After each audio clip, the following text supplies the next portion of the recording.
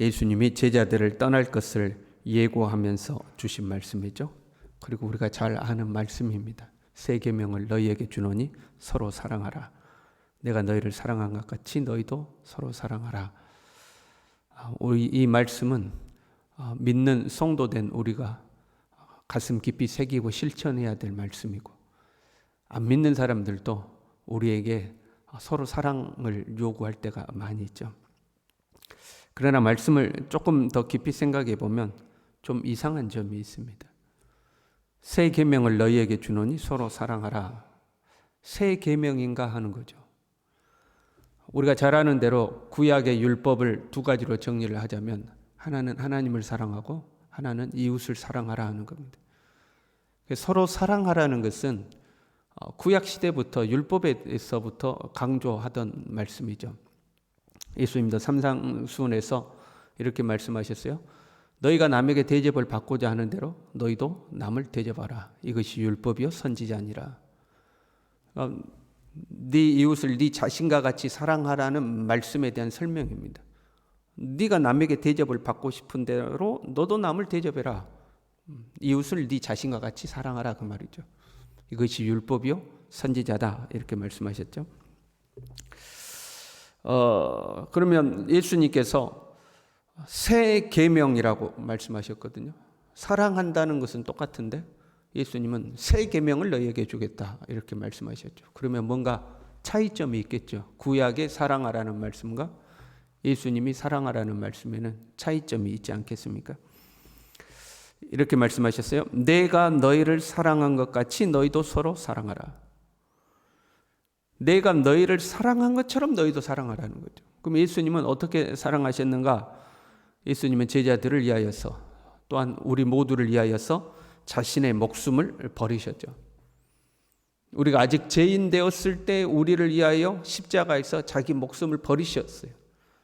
그것이 우리를 향한 하나님의 사랑이었고 예수님의 사랑이었죠. 예수님의 사랑의 수준은 구약의 사랑의 수준보다 훨씬 높은 걸 볼 수가 있습니다. 구약은 이웃을 네 자신과 같이 사랑하라 이 말이죠. 네가 하기 싫은 것은 남에게도 요구하지 말아라. 네가 대접을 받고 싶냐? 그럼 너도 남을 그렇게 똑같이 대접하라.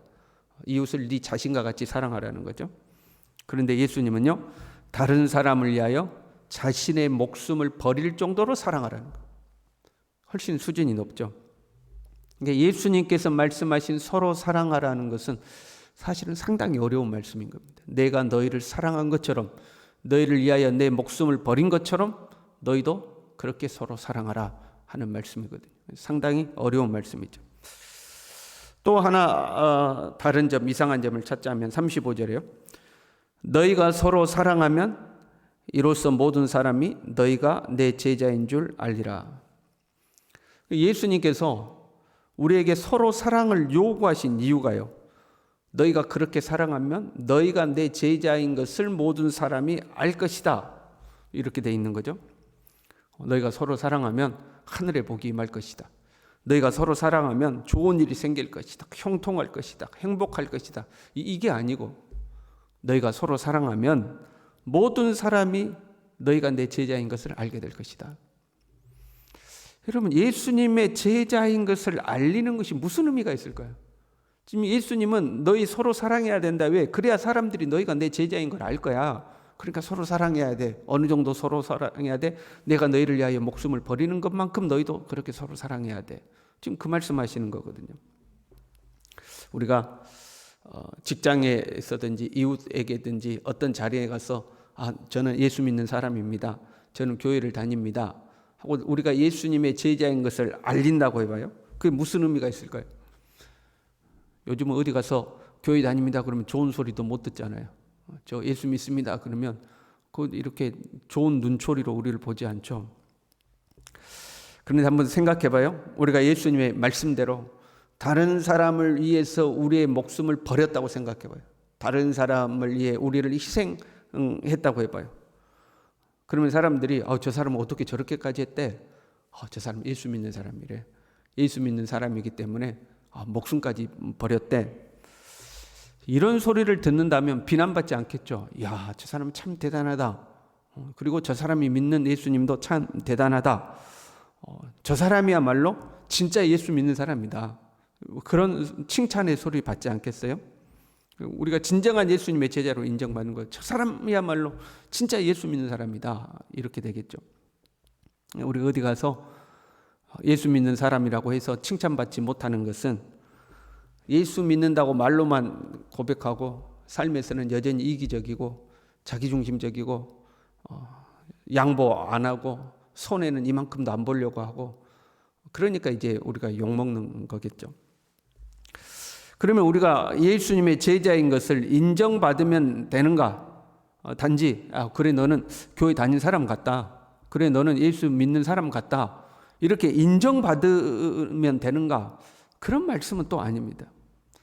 우리가 제자됨을 통하여서 너는 진정한 예수님의 제자가 맞구나, 제자됨을 통하여서 예수님을 증거할 수 있어야 되는 거죠. 제자란 스승을 보여주는 사람 아닙니까? 스승이 이 땅에 있다가 없어졌어요. 그러면 그 남은 제자들이 그 스승이 어떠함을 보여주는 거죠. 우리가 다른 사람이 너희가 제자인 것을 알리라는 것은 저 사람 예수 믿는 사람이래, 저 사람 예수님의 제자대, 단순히 그런 평가 받으라는 것이 아니고 예수님의 제자로서 예수님을 증거할 수 있어야 함을 의미하고 있는 겁니다. 내가 너희를 사랑한 것 같이 그랬죠. 우리 죄를 위하여 십자가의 죽으심 같이 너희도 서로 사랑하라는 거거든요. 그리고 예수님의 그 죽으심은 분명한 목적이 있죠. 예수님이 왜 죽으셨는가? 그냥 우리를 사랑하기 때문에 그냥 죽으셨는가? 희생정신이 투철해서 그냥 죽으셨는가? 아니면 나도 모르게 정의감이 툭 튀어나와서 나를 위해 죽으셨는가? 그거 아니죠. 예수님의 죽음은 분명한 목적이 있습니다. 우리의 죄를 대속하고 하나님과 화목하게 만들고 우리를 하나님의 자녀로 삼고 예수님이 우리의 주인 되시기 위해서 예수님은 죽으신 거예요. 야, 내가 너를 대신해서 죽을게. 너는 오랫동안 행복하게 살아야 돼. 그러고 죽으신 거 아니다 이 말이에요. 야, 네가 죽어야 되는데 내가 죽을게. 너는 오래오래 살아. 그리고 사는 동안 행복하게 살고 맛있는 거 많이 먹고 좋은 데도 구경 많이 다니고 누릴 거 다 누리고 그렇게 살아야 돼. 그러라고 죽으신 거 아니잖아요. 예수님이 우리를 위하여 죽으신 데는 분명한 목적이 있는 거죠. 우리가 서로를 예수님이 우리를 사랑하신 것처럼 사랑하는 것은 분명한 목적이 있어야 되는 거예요. 그 영혼을 구하기 위하며 그 사람을 하나님의 사람 만들기 위하며 예수님께로 인도하기 위하여서 우리도 서로 사랑하는 거죠. 단순히 서로 사랑해서 행복하게 살자, 다투지 말고 살자, 즐겁게 살자, 그걸 위해서 서로 사랑하라는 말씀이 아닌 거죠. 사람들이 우리가 예수님의 제자인 것을 알아봐야 하는 이유도 똑같은 거예요. 우리를 통하여서 예수님을 믿고 우리를 통하여서 예수님을 배우고 그들도 우리를 통하여서 예수님의 제자가 되기 위해서 우리가 예수님의 제자인 것을 알아봐야 되는 거예요. 지금 예수님이 제자들을 떠나려고 하시면서 주신 말씀이잖아요. 이제 예수님이 떠나버리셨어요. 사람들이 예수님을 믿고 싶어요. 사람들이 예수님을 배우고 싶어요. 그럼 누구한테 와야 돼요? 예수님은 떠나고 안 계시니까 그 제자들에게 와야 되지 않겠습니까? 네가 만난 예수님을 나에게 말해주라. 네가 믿는 예수님을 나에게 가르쳐주라. 그러지 않겠습니까? 그러기 위해서는 예수님의 제자가 누구인 줄 알아야 되는 거죠.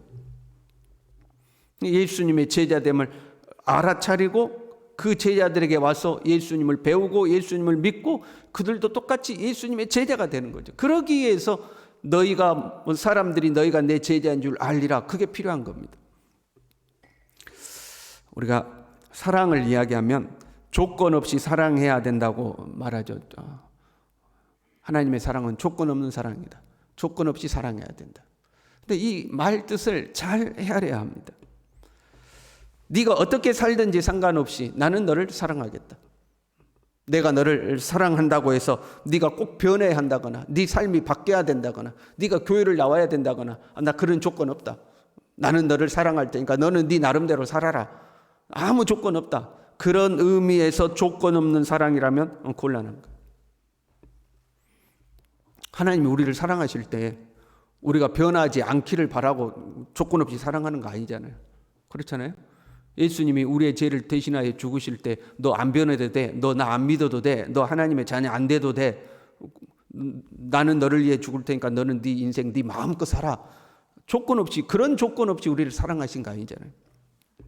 조건 없이 우리를 사랑한다는 것은 네가 현재 어떤 모습이든지, 죄를 많이 지었든지, 네가 현재 엉망으로 살든지, 네가 현재 방황하고 타락했을지라도 현재의 너의 모습이 어떠하든지 상관없이 하나님은 너를 사랑하십니다. 내가 너를 예수님의 사랑으로 사랑한다. 그러니 이 예수님의 사랑을 받아들여라. 그런 의미죠. 그런 의미에서 조건이 없는 거예요. 네 현재 모습이 어떤 모습인지 조건 없다는 거예요. 상관없다는 거예요. 너를 사랑하시는 그 하나님의 사랑을 받아들여라. 너를 위하여 십자가에서 죽으신 예수 그리스도의 그 사랑을 받아들여라. 그 조건이 분명히 있는 거죠. 예수님이 제자들을 사랑하심도, 예수님이 우리를 위하여 십자가에 죽으심도 그 조건이 분명히 존재하는 거죠. 그런 의미에서 조건 없는 사랑해야 돼. 앞부분에 현재 네가 어떤 모습이든지 하나님은 네가 하나님께로 오면 조건 없이 너를 받아들이신다는 거죠. 세상은 우리에게 전자를 요구하죠. 세상 우리에게 전자를 요구해요. 꼭 예수님 안 믿어도, 꼭 하나님 안 믿어도 서로 사랑하면 되는 거 아니냐. 그것이 예수님의 가르침 아니냐. 예수님이 서로 사랑하라고 하지 않았느냐. 그러니까 예수님이 남을 위해 죽은 것처럼 너희도 좀 너희들 거 포기하고 좀 죽어라. 왜 너희는 오직 예수만 이야기하고 하나님만 믿어야 된다고 그러느냐. 그 예수님이 조건 없이 사랑하라고 그랬으니까 불교도 사랑하고 타종교도 사랑하고 뭐 동성애자도 사랑하고 다 사랑하고 다 허용하고 그렇게 살아야 되지 않느냐. 세상은 그걸 요구하죠. 혼동되면 안 돼요. 우리가 복음 안에서 사랑이 있는 거지 사랑으로 복음을 제거해버리면 안 되는 거죠.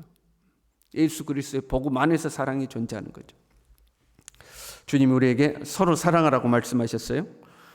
삶의 현장에서 서로 사랑하며 살 수 있는 우리가 되길 바랍니다. 그러나 여기서 서로 사랑이라는 말을 엄밀하게 해석해 보자면 영혼 구원이 최고의 사랑인 겁니다.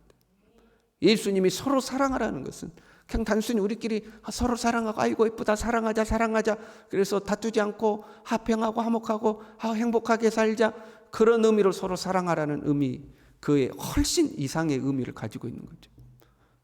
내가 너희를 사랑한 것처럼 너희의 영혼을 구원하기 위해서 십자가에서 죽은 것처럼 너희도 그 영혼을 사랑하고 그 영혼을 구원하기 위해서 너희를 희생하라는 말씀이죠. 우리를 통해서 한 영혼이라도 주님께 돌아오고 나를 통해서 한 영혼이라도 바로 서고 나를 통해서 한 영혼이라도 예수님을 바로 배우기 위해서 사랑을 실천하는 저와 여러분 될 수 있기를 바랍니다. 기도하겠습니다. 주님이 우리를 사랑하신 것처럼 우리도 서로 사랑할 수 있도록 주님이 그 사랑으로 우리의 영혼을 구원하신 것처럼 우리도 주님의 사랑으로 한 영혼이라도 구원할 수 있도록 주님 우리로 주님의 사랑을 실천하는 하나님의 사람 되게 인도하여 주시옵소서. 예수님의 이름으로 기도 올리옵나이다. 아멘.